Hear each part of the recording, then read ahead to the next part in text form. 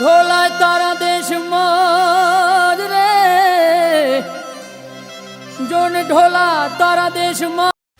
જય માતાજી, good morning. આજે રવિવારનો દિવસ છે ને આપણે જવાનું છે બાળવા, કારણ કે ભાઈ ગોપાળભાઈનો ફોન આવ્યો છે એટલે હું, પારસ અને ગોપાળ 3 જણા બાઇક લઈને જઈએ છીએ સિગુતરમાના દર્શન કરવા. એટલે આપણે અત્યારે સવારમાં નાહી ધોઈને તૈયાર થઈ ગયા છો, ચા બા પી લીધી છે ને આઈકણ તો હજી વાસણ ઘસવાના ચાલુ છે. એટલે કીધું હવે આપણે નીકળીએ, કારણ કે ઘણા દિવસથી જવું કરતા હતા. એટલે કીધું આઈકણથી આપણે નીકળીએ. એટલે હજી વરસાદ પણ ચાલુ છે એટલે ભાઈ પલળતા જવું પડશે, કારણ કે તમને ખબર છે કે ત્યાં એક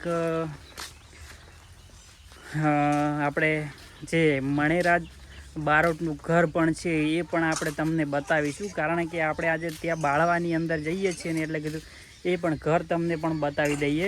અને આપણા દર્શન પણ આજે જે આપણે સિગુતરમાના જે બાળવા કરવાના છે એ પણ કરી લઈશું ને તમને પણ કરાવશું.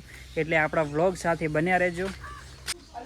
આપણે આઈકણ મમ્મી તો શાક બનાવવા પણ બેસી ગયા છે, કારણ કે કેટલું વહેલું જમવાનું બનાવે છે. ના ભાઈ પાણીમાં રવડે છે ને તાવ આવ્યો છે. કાલે તો હજી દવા લાવીએ અને પાણીમાં જાય છે. તને ખબર પડે એટલે તો પોણીમાં જાય લે હે પોણીમાં જવાય ના દવાય શું કીધું. એટલે હવે આપણે નીકળીએ ભાઈ. આપણે તો છે ને પારસના ખેતર સુધી છે ને હેડતું જવું પડશે, કારણ કે મારો બેટો ગોપાળીઓ છે ને મને લેવા નહીં આવતો કે તું આટલા સુધી હેડ્યું આવ્યો. એટલે આપણે તો હેડતા જઈએ છીએ ને મને તો એટલું હેડતો કંટાળો આવે ને કે વાત જ છોડી મેલો ભાઈ. અને આવા ચોમાસામાં કીચડ બોલો ને. આપણે આ છે ને ભાઈ મગફળી આપણી જ છે અને આની અંદર મગફળીઓ આવી છે, પણ હજી ઉગી નહીં, કારણ કે હવે થોડા દિવસ જ થયા છે, 4 દિવસ થયા છે. એટલે હવે લગભગ તો ઉગી જાય, કારણ કે સરસ મજાની ઉગશે ને આની અંદર છે ને પલાવ બધું મારીને મૂક્યું હે. એટલે મગફળી પહેરી નાખીને એટલે હવે ઉગી જાય, કારણ કે પેલું પલાવ માર્યું હતું, કારણ કે એની અંદર મણસું એટલું હતું ને કે પહેરા એમ જ નહોતું. એના કારણે છે ને પલાવ મારી નાખ્યું હતું. એટલે બધા કી પલાવ ના મારા ખેતર બગડે. કીધું બગડ્યું તો બગડ્યું, પણ આપણે હાલે કીધું વાવવા માટે તો હવે સારું તો કરવું પડે ને ભાઈ. આ છે ને આપણે ઉધડ રાખ્યું છે, એટલે ઉધડના પૈસા તો આપણે કાઢવા પડે. મિનિમમ લગભગ લાખ રૂપિયા તો ખર્ચો કરી નાખ્યો છે. એવું એમ આમાં શી કરો 12 મહિના બાઈક મહિના થાય. હવે ભાઈ છે ને અમે માળી ગોળી આવી ગયા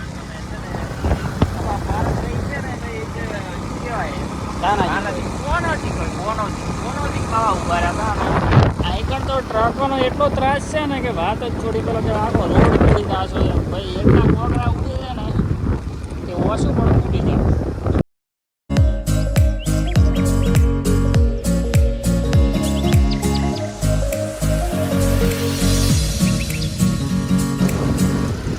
ભાઈ આપણે આવી ગયા છો કંબોઈ ચોકડી ને ભાઈ ઊંટિયા જોવા મળ્યા છે ભાઈ. જો ઊંટો ઘણા દિવસે ભાઈ જોવા મળ્યા છે, કારણ કે આપણે છે ને આઈકન કોઈ ઊંટ હોતા નથી. એટલે ભાઈ આજે જોવા મળે છે ને માટે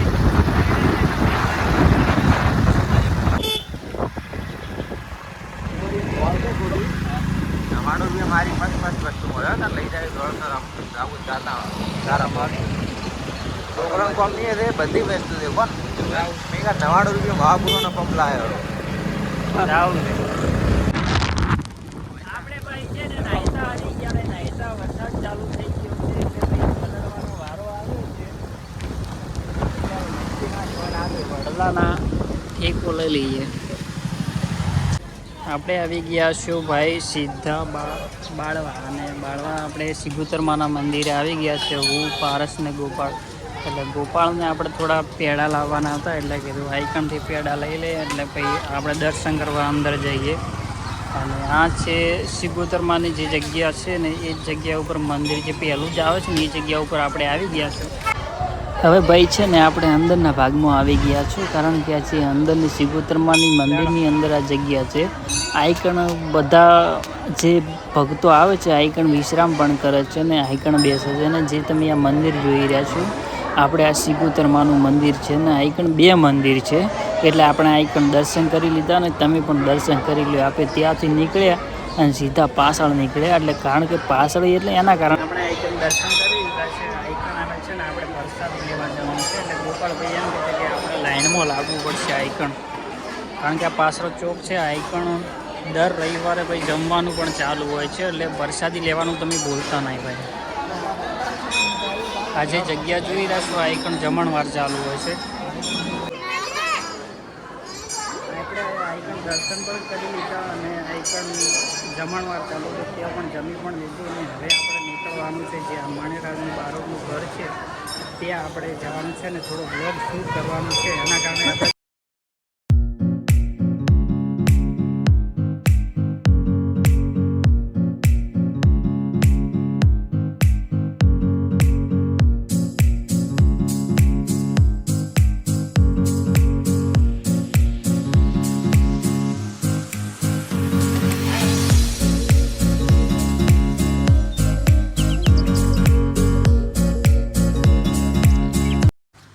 આપણે બાળવા સિગોતરમાં દર્શન કરવા આવ્યા હતા અને મારા ભાઈબંધો કે આપણે મણેરાજ બારોટનું ઘર જોવા જવું છે એટલે આપણે આઈકણ આવી ગયા અને આજે આપણે તમને પૂરું ઘર બતાવવાનું છે, કારણ કે જે આપણે મણેરાજ બારોટનું જે ઘર છે એ આ જ ઘર છે એટલે તમને આઈકણનું લોકેશન બતાવું. આપણે અંદરના ભાગમાં આવી ગયા છો ને જે તમને આ ઢાબુ દેખાય છે અને બાજુમાં ઘર દેખાય છે એમનું ભાઈના ઘર છે અને એમના બાજુમાં જે આ પડદા લગાવેલા છે જે આ તાળું મારેલું છે આ જે છે મણેરાજ બારોટનું ઘર છે. તમે જોઈ શકો છો કે અંદર એમનો ફોટો પણ ખુરશીમાં રાખેલો છે અને તમને ઝૂમ કરીને બતાવું જુઓ ભાઈ, કારણ કે આઈકણ મણેરાજ બારોટનું જ ખાલી આઈકણ ફોટો છે ને આઈકણ કોઈ રહેતું નથી. કારણ કે તમે આપણે છે ને ભાઈ સીધા આવી ગયા છો શિવોરી, કારણ કે થોડું શિવોરી પારસના સસરે કામ હતું ને એના કારણે આપણે ડાયરેક્ટ આવી ગયા કે એમના સસરે જવાનું છે અને એમના સસરેથી ભાઈ 2 કલાકની અંદર પછી આપણે નીકળવાનું છે સીધું પાલડી. એટલે ભાઈ પારસ છે ને ભાઈ આઈકણ કંઈક લેવા ઊભો રહ્યો છે કે આઈકણથી લઈ રહ્યો ભાઈ કે મારા શાળાના અહીંયાથી તો મારે કાંઈ લેવું જ નથી. આપણે ભાઈ આવી ગયા સીધા શિવોરી અને શિવોરી આવીને ભાઈ મકાયું ખાય છે. જો ભાઈ કેવું કટે છે. હા ભાઈ જો એટલે મકાયું ખાવું હોય તો ભાઈ આવી જાય, ચોમાસાની અંદર મજા આવે એકદમ. આપણે ભાઈ છે ને મકાયું ખાઈને ભાઈ સીધા આવી ગયા ઘરે, કારણ કે બાઇક લઈને મૂકવા આવ્યા હતા અને આપણે હવે વાટમાં ઘરે જઈએ છીએ ને આપણે વ્લોગનો એન્ડ કરીએ છીએ. એટલે તમે છો ને આવા જ બ્લોગ જોવા માટે અમને સબસ્ક્રાઈબ કરી નાખજો ને શેર કરી નાખજો ને ફેસબુકની અંદર હોય તો ફોલો પણ કરી નાખજો ભાઈ.